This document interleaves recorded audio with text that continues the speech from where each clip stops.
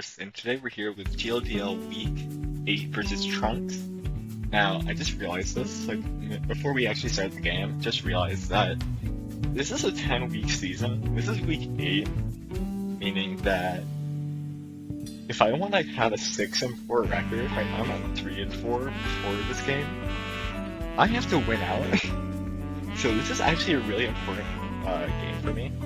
If I lose this, I'm essentially locking myself out of playoffs, so I'm really scared. But anyway, I put a decent amount of prep into this, not too much, but I had a couple 252 sets that you would expect to be just thrown together, but actually the 252 was a speed read or something. It was weird, but that's how it worked out. So essentially I see this team, and it's essentially all the things I expect. Except for the Snorlax, I kind of just forgot there's no Snorlax, so I almost played at a point trying to preserve the Hitmonchan and get a Snorlax, it just wasn't on the scene. But anyway, my lead here is Articuno and Hitmonchan. And this Articuno is very speedy, very special, max special attack, timid with 228 speed. I got 28 defense for HP for special defense. By the way, that spread is very important. The way I did that is very important for how this plays out. Anyway, so I'm trying to figure out what this is, where this lead is, because I'm seeing Lantern here. And I'm essentially thinking, okay, Rillaboom can fake me out. I don't really want to get faked out, so I'm essentially forcing myself into a position where I have to max in order to not get fake out Thunderbolted. And then here I'm just gonna fake out the Lantern, but I feel Lantern isn't gonna max right. But we get the Rillaboom switch out into Slurp, and we see Grassy Seed immediately, which is very fine by me, because I'm targeting into that slot anyway. I have a decent amount of attack into it, so it should be okay. Also, Articuno is really strong, especially, and even I don't have to run modest at all to get some really solid damage off. So he goes for the max here, and because we really switch out, I immediately think, oh shit, it's Lantern. And I am scared. Very scared. So, Lantern's out of here. And I have no clue what type of set this is, by the way. I get the fake out off, and I see, okay, it's not doing much. But maybe it's not very physically defensive. Also, we don't get the kill onto the Slurp. I'm okay, however much shit I can get, I'm gonna pray. By the way, the reason I didn't fake out into the Rillaboom is because its fake out or Grassy Slide would be faster than me. We see the Hailstorm, what? Well, why is there a Hailstorm either? I'm thinking maybe he just doesn't understand the terrain physics, or terrain turn order. And the they want to overwrite Grassy terrain before the Grassy Seed turns up. But it doesn't matter because his own Hail kills the Slurp. I don't know what type of play that is, but whatever. I think that was, I guess, using the wrong move into the wrong target. Or into the right target, just wrong move. Probably should have been a Max Lightning, and then when Rillaboom eventually comes back out again, it can actually just reset Grassy terrain and continue on. So now I'm okay, what do I do here with Hitmonchan? I have no clue what to do with Hitmonchan. But by the way, this Articuno set, I don't really know if I told you all this. So Articuno set is Protect, Imprison, Air Slash, and Trick Room. I think y'all saw. But the idea behind this set is that if it's say a Rillaboom, Slowbro, or any sort of Rillaboom Slowbro is worse because it takes 2 turns to get us off. By the way, Rillaboom protects here, which is fine because I'm just doing the air stream off into it anyway. and then I get, what's it, a Drain Punch or a Close Combat out into the Lantern. But anyway, because it takes 2 turns to get to Rillaboom Fake out into the, oh, I went into the Rillaboom slot because I wanted to double in case of, Coverberry. Anyway, I think the 4 special defense EVs might have, like, mattered there. If it didn't matter there, then the defense EVs mattered later, but,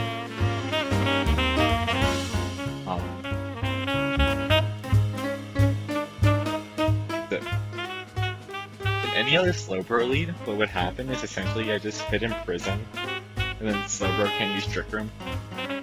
That's about it, because nothing blocks Imprison. So I go for the Protect here, and the idea behind the Max Guard Protect is that I essentially want to be able to...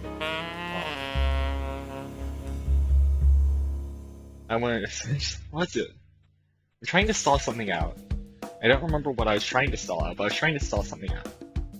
I think it was either Priority from Rillaboom that I was trying to stall. Yeah, I think there's Priority from Rillaboom I'm trying to stall here. You know, if I can stall a Priority from Rillaboom, then it puts me in a way better position. But also, he gets the double protect here. I'm like, okay, that's interesting. Because, yeah, the Close Combat just comes off again. And the Starfall goes into the Chan and takes the KO. Or not takes the KO, it doesn't take the KO. Chan is just beast, it's Assault Fest by the way. So, heck yeah, Assault Fest. Actually, what was I running? I don't remember what I was running.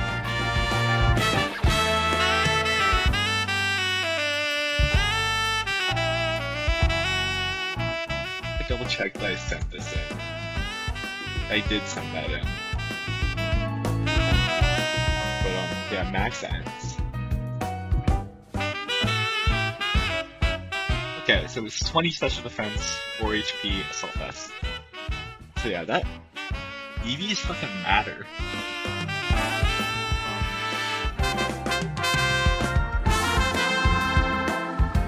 Yeah, so I'm essentially like, okay, whatever, I'll just Air Slash into the Coma slot. Or, oh, Imprison, that's it. I want to Imprison just in case he switches out into the, Oh, that's the situation. Okay. So he Starfalls and overwrites the Grassy turn. And for that, that means that I can just freely Imprison and make sure that no protects him out, or if he switches into the Slowbro, that he can't do a late game Trick Room. So that's why I go for the Imprisonment.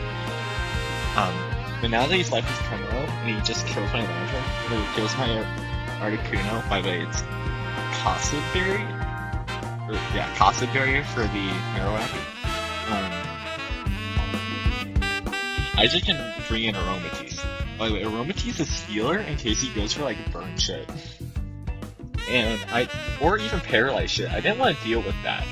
And it didn't seem like he really wanted to use Taunt on this team, especially with how important Rillaboom was. If he did have Taunt, he wasn't going to go for my Aromatisse because he knows it can't be taunted. So he likely wouldn't even have brought it, right? So, I'm essentially like, okay, I'll just Close Combat, or yeah, Close Combat, make Lantern, do as much damage as possible, and I'll just Dazzle him, sure. If I live a Poison Job, it's great. If I don't, or whatever, I lose. We'll see. Then Fury Berry. Whatever berry that. To be seen like Rock Slide, that really tells me he's not Poison Job. That takes up the KO onto the Hitmonchan. Now, Lantern then uses Scald, and the Dazzling thing ignores the Flinch chance, and gets the double KO. So that's about as ideal as it could have gone for me. So I guess the only more ideal is if you went for something that like didn't kill the Chan, or if the crit like didn't go off on the Chan and ended up living, something like that. That would have been slightly more ideal because then against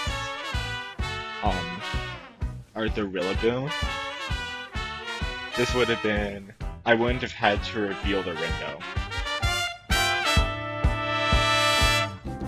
Or at least that's what the hope is.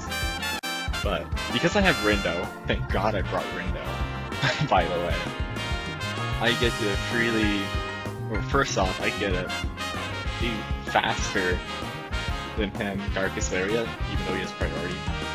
The priority lets him go first.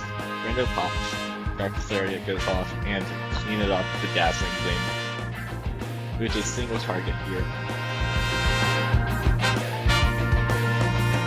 So, yeah, there it goes.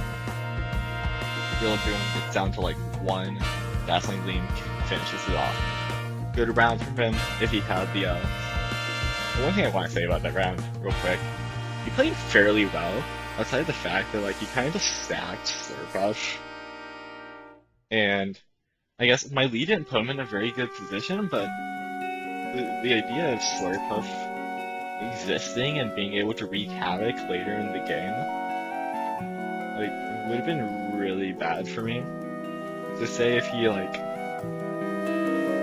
it was between Rillaboom and Slurp.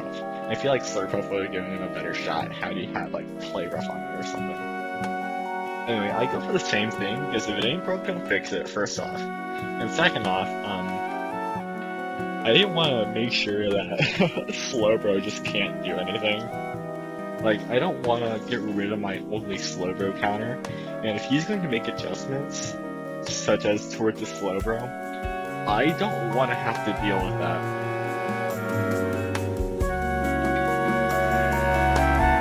So, game 2 starting.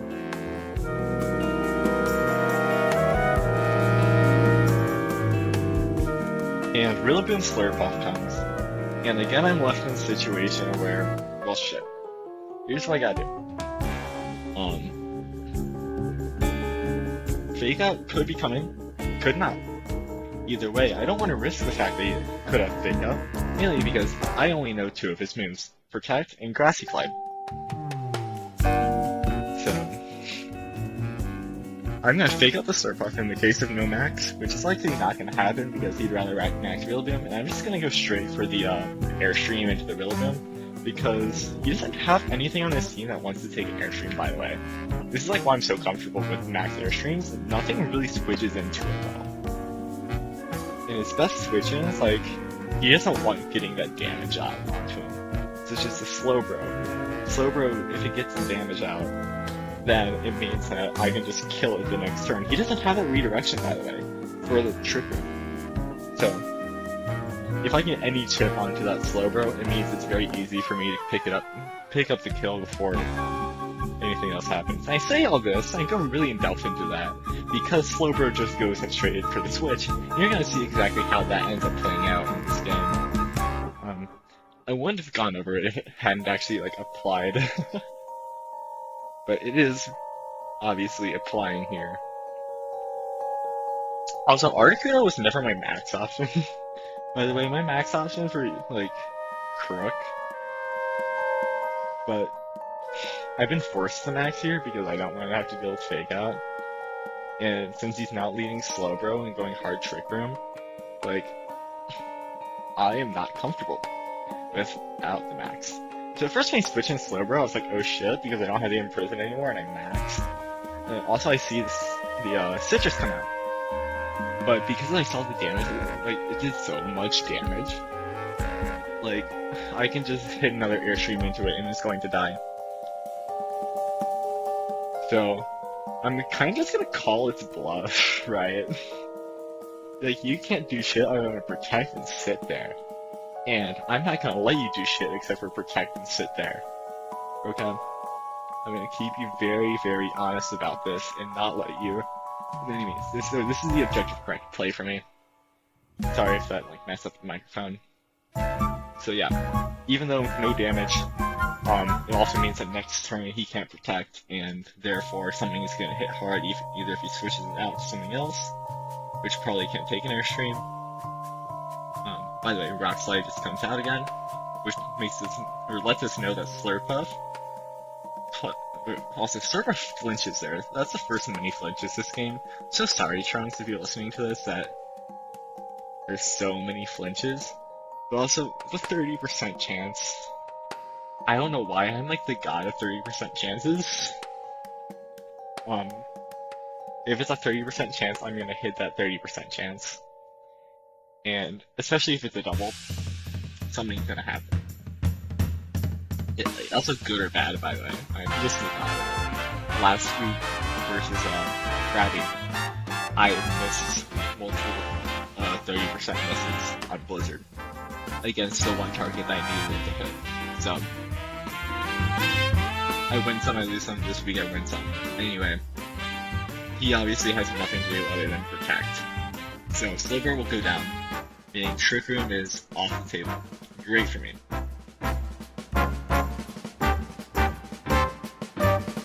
So let's keep a kill counter. Aromatisse has 3, and now Articuno has 1. Lantern has 1 self kill, but we're not going to count there, it seems. So we start seeing the charm. And okay, that's like. The charm is definitely not bad for me. I mean, it's bad for me, but it's not like the most unideal, right? It would be like the most unideal if it started hitting like fairy type, like play refs or whatever. So I'm gonna keep going for Rock Slide, honestly. I have nothing else I could do other than Rock Slide. I think, okay, do I protect here or what do I do? I'm thinking, well, I have no reason to believe he's gonna. If he fakes me out, what's he going to do? Is my real. Okay. That's my line of logic and my understanding of this. So that's why I feel fine not going for the protect and straight damage onto the building. So Air Slash comes out, just really solid chunk, right? And I get the Rock Slide out, just try. Okay, Slurp off flinches. Oh, thank Christ. Then we get the G-Max drum solo straight into the Hitmonchan, taking it out. Which means I can bring in either the Croak, or I bring in the Aromatisse. And I believe I want to bring in the Croak here, just so, like, nerf the Rillaboom as much as possible. This ends up actually mattering as well. If I bring the Croak here, and for the Intimidate drops, etc., etc. So that's how this is going. You're gonna see exactly like how this matters most. So I protect here because I really just don't want to take a max move. I think that's what I do. Yeah, I just don't want to take a max grass. And if he targets on my Articuno instead, fuck it. Right? I don't know what's gonna happen, but he targets on my Articuno. So, remember I told you about that spread? By the way, he uses after you. Which... Okay, hold on, let's pause for a second. After you, which was his main thing, I think he wanted to outspeed my